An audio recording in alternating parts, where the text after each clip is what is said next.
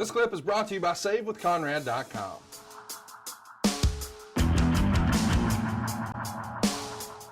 Let's talk about other things that happened on the show here. You've got the Midnight Express defeating the Fantastics for the U.S. Tag Team titles. Just keep that in mind for later. Midnight Express are now the U.S. Tag Champs. We also would see in the main event, Flair defeat Luger in a pretty controversial finish. They go 23 minutes and 13 seconds, and referee Tommy Young, under the orders of the athletic commissioner at ringside, stopped the bout due to Luger bleeding above the eye. Luger had Flair caught in the torture rack. Many fans are believing, of course, that Luger had won since Flair was caught in the hold when the match was stopped and the bell rang.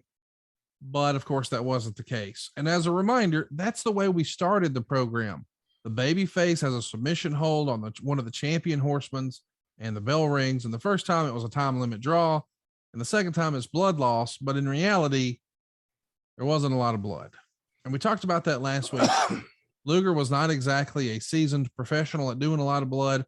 Baltimore, Maryland specifically, has a rather funky athletic commission, and I don't think sometimes they understand its entertainment.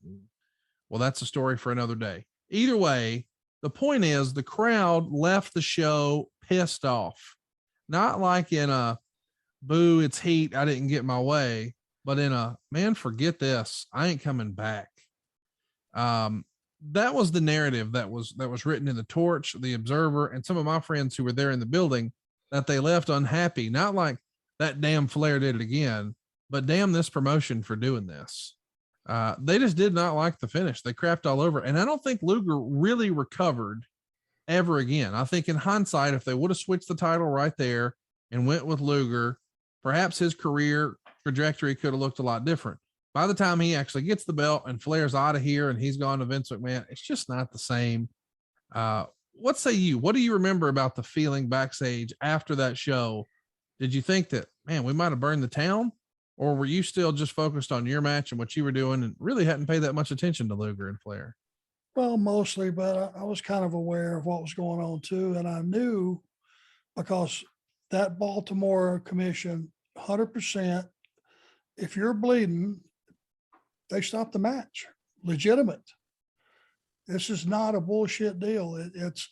That's the way they are. They have a whole different commission, and they have their rules. And if you break their rules, if you don't go back and get your your blood pressure taken and all that stuff before the show, they're back there. You don't go on.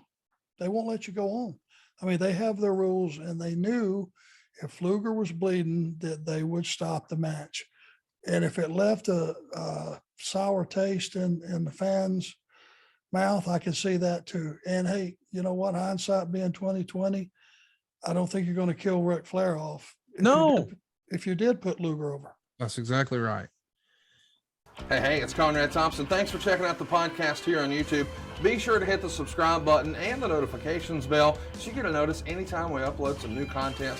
And go save yourself some money right now. If you're in a 30-year loan or you have credit card debt, it's not a matter of if I can save you money. It's a matter of how much. Find out right now for free at SaveWithConrad.com.